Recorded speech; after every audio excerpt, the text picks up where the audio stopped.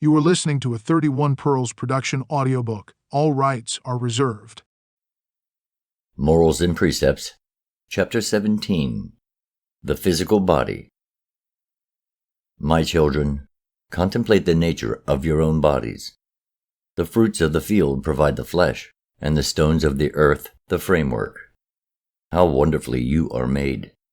How precise and perfect is the construction of your earthly habitation! Who but the greatest of beings could have ordained its nature? Who but a master architect could have planned it? Among all creatures, you alone stand erect, that you may enjoy and admire the wondrous works of your Creator. Rejoice, therefore, in your form and in your body and in your powers. Rejoice in consciousness, whereby you experience, and in the eternal soul within, whereby you know. The attributes of a God repose within you, and they are yours to command, if you will but call them forth. Be kind to your body, which is the vehicle of your pilgrimage, and the chariot of your conquest. Keep it in health and strength, that you may enjoy life with vigor. It was not meant that the body should be neglected, and in fact the law ordains that recompense be made for a neglected body. A body made weak by dissipation and gross from fat living is an abomination unto the God of life. On earth, the body is equally as important as the soul. Keep it clean and in good health, that it may fittingly serve the purpose of the soul. The nearest approach that can be made to complete bliss on earth is to enjoy the blessing of good health. If you would reserve health unto yourself, even into the ripeness of old age, avoid the allurements of intemperance and dissipation. These are bewitchments of the wanton and harlot, and not easily avoided.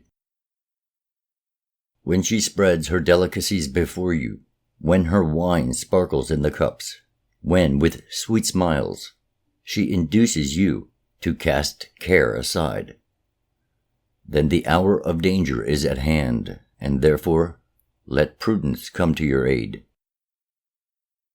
If you give heed to the sweet words of the temptress, then you are deceived and betrayed. Flee from the bower of the harlot.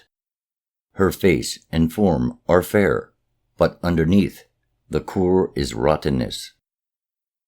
She is perfumed sweetly on the outside, but the odor of putrefaction lies within.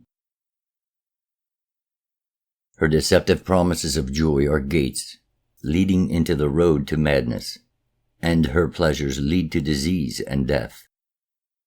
Look around the board of the wanton woman. Cast your eyes upon her guests, and observe those who have succumbed to her charms and follow her temptations. Are they not pale and puny ones? Are they not weaklings without the spirit of men? Away from the beguilement of false womanhood, from the tables of intemperance and the sideboards of gluttony. Go seek your place in the company of real men. See, are they not upstanding, brave, and active? They are surrounded by the halo of vigor. They vibrate with the song of vitality. Their arms are brawny and strong, and labor is to them as play to the child. Their talk is virile and manly. They know the weaknesses of fornicators and mock the softness of she-men. Their passions are vanquished by self-command, and evil habits do not suck their spirits. They take their pleasures in moderation, and therefore the enjoyment endures. Their hours of rest are few, but their sleep is deep and sound. Their hearts are serene and their bodies strong. Their thoughts are quick and their form lithe. They are men and the sons of men. Rejoice, O man, in your body strength and cleanliness, and be not ashamed of your nature. Live in peace and contentment, for cakes of flour and water eaten with a contented heart serve the body better than fine meats eaten with strife and enmity. Do not accustom yourself to lying in bed while the dawn is breaking in beauty, for no man is wholesome unless he has knowledge of the dawn. Remember that the call of the food table exceeds the needs of the body. Do not weary yourself concerning the affairs of the day, nor be over-anxious about your household and estate. Things happen. Disaster or power come according to the dispensations of God. Follow your inclinations, and if your plans go awry, continue in peace. Do your best, and be content that you can do no more. Let your heart be quiet within your body, and your body will not be unhealthy. It is the guest chamber of the soul. Let the soul not abide in squalor. God ordained the law and laws which govern the conduct of man, and laws which govern the ways of nature. Unnatural deeds bring unnatural afflictions in their train, and unnatural thoughts precede unnatural ills. The soul of a man within his body is like a conqueror in an occupied land. The laws of the victor conflict with the laws of the vanquished, but it is the greater law that must be obeyed, so both may live together in harmony. Avoid the guilt of furtive and unmanly things, that you may walk with a high head and steady eyes. It is wrongful for a man who cannot know woman to seek the sustenance of the serpent.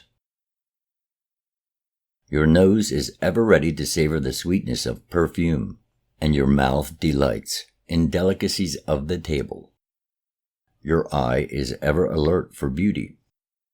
But remember that perfumes do not linger long in the nostrils, and delicacies destroy the appetite they arouse.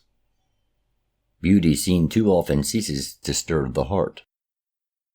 The rule is moderation in all things. Turn from unmanly ways, follow the path of cleanliness, and avoid the indulgences of soft living and iniquity. Follow these rules and sleep soundly. Spend your waking hours in peace. Enjoy life.